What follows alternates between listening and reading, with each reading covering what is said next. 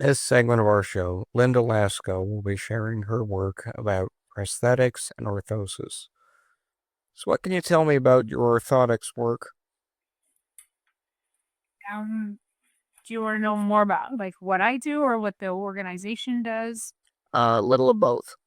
Okay. So, I'm a certified orthotist, um, and I practice in Mississauga, Ontario, where I provide different types of orthotic treatments for people with different types of abilities and limitations that might be due to um, congenital issues, injuries, disease, uh, any sort of um, issue that would cause um, someone that would need a device to provide support, alignment, correction, or protection of a body part.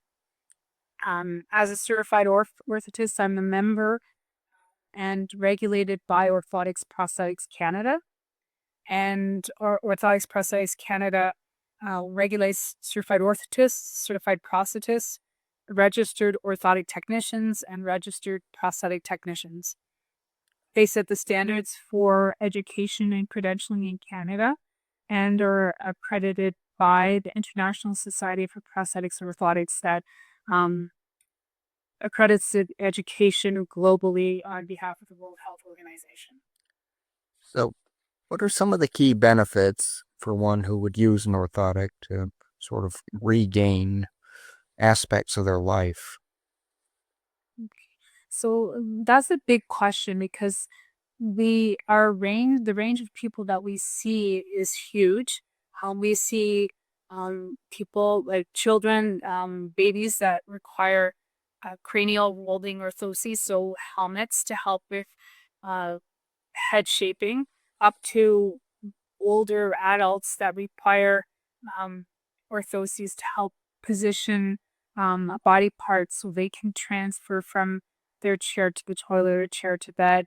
And then we also look after people who are elite athletes that are just trying to shave time um, off of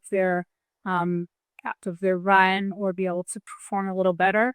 And to people who want to participate in day-to-day activities with less pain or more ability. For example, someone that has arthritis of a knee, and we provide them with a corrective knee orthosis. And then we see a lot of people who have uh, complicated medical issues like complications of diabetes, people who have had strokes, multiple sclerosis, motor vehicle accidents, and they might need a variety of different types of orthoses.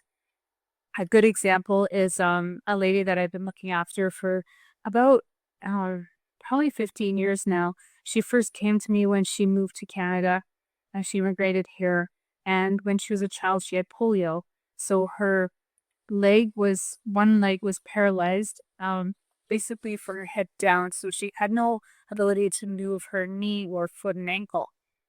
When she walked, she would hold her knee stable with both hands. So, as you might imagine, every time she took a step with her left leg, she'd have to use her hands to hold it stable, and then she would progress with her right leg. Um, she had never worn a brace before and came to see us based on some information her doctor gave her. And we provided her with a knee ankle foot orthosis. So that's a brace that goes from just below the hips, past the knee, and then the foot, and it holds the knee straight when the foot is on the ground. So it provides stability during stands. And then when she swings her leg, it holds her foot in a good position so it doesn't drop and catch the floor. Once she had the brace, she was able to go about more daily activities. For example, if she wanted to carry a cup of tea from the table um, back to the sink, um, it made a big difference for her. But the thing that she always reminds me of is she had a baby and she wasn't able to carry her baby until she got the brace. And then once she had the brace, she was able to carry her babies. Since then, she's had two more and she's gone back to work and she fully participates in life. She's so excited to be able to go around and um, look after her family, go to work, and be very independent with the brace on. So, Isha, it's a little bit of a summary of what we do. So how do you reach out to folks who could potentially benefit from your work?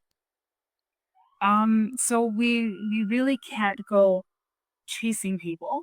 Um, we try and educate um, people about our services, and that would include physicians, because sometimes physicians don't know what we do, the insurance companies, um, and every person that we see, we always spend time with them talking about how um, how to look after their orthosis or prosthesis productor, and they usually end up sharing their story with other people too. So it's really word of mouth.